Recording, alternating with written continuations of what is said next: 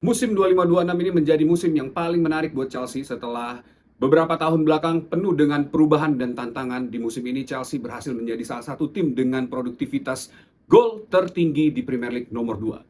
Hari ini kita bakal membahas mengenai produktivitas gol Chelsea sampai dengan pekan ke-11 musim ini, bagaimana Chelsea bisa menjadi tim dengan produktivitas kedua di bawah Manchester City setelah banyak kritik yang disampaikan oleh para pandit ke Enzo Maresca dan Chelsea di musim ini.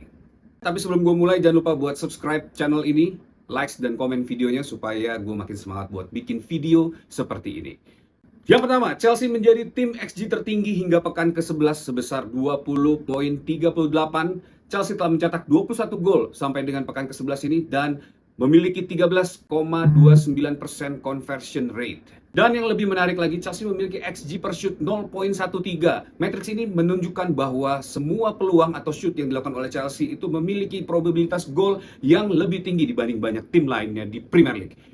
Maka bukan kebetulan kalau Chelsea sering muncul sebagai tim dengan tembakan terbanyak dan peluang yang bagus di setiap pertandingan.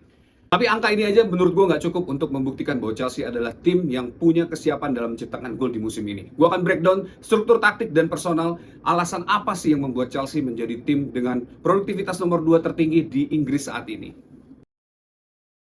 Chelsea memulai setiap game dengan setup 4-2-3-1. Dalam setiap setup dilakukan oleh Enzo Maresca, dan pada saat melakukan build up play, Chelsea mengubah setupnya menjadi 3-2-5. 3 center back yang setia berada di belakang untuk mengcover seluruh counter attack ataupun serangan yang terjadi dari tim lawan. 2 pemain yang selalu berada di half space dan 5 pemain yang berada di final third lawan. Ini selalu membuat posisi Chelsea melakukan overload player di final third lawan dan selalu memiliki keunggulan dalam jumlah pemain di setiap pertandingan. Dan tentu saja ini membuat peluang Chelsea untuk membuat touch in opposite box ini meningkat di musim ini, dan otomatis nilai XG yang tercipta juga terus melambung tinggi.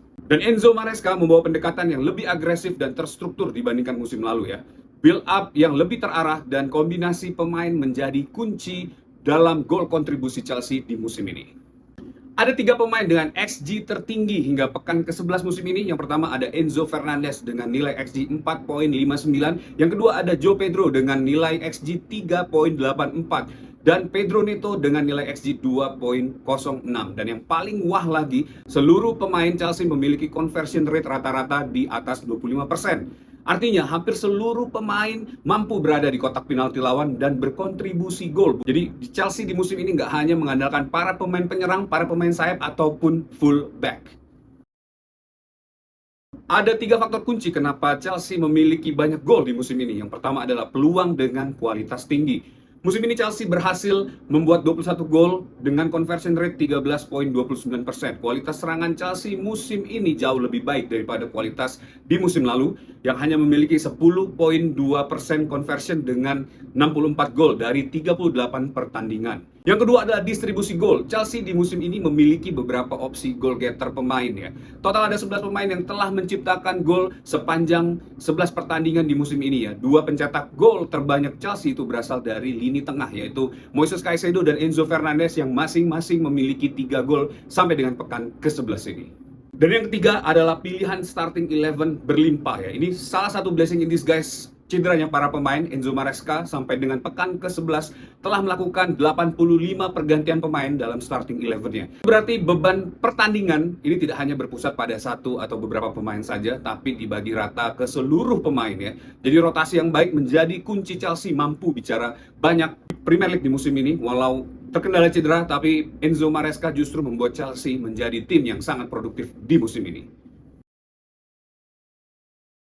Tapi di antara jumlah statistik tersebut, Chelsea juga harus mewaspadai beberapa hal ya yang masih menjadi catatan sampai dengan pekan ke-11 ini.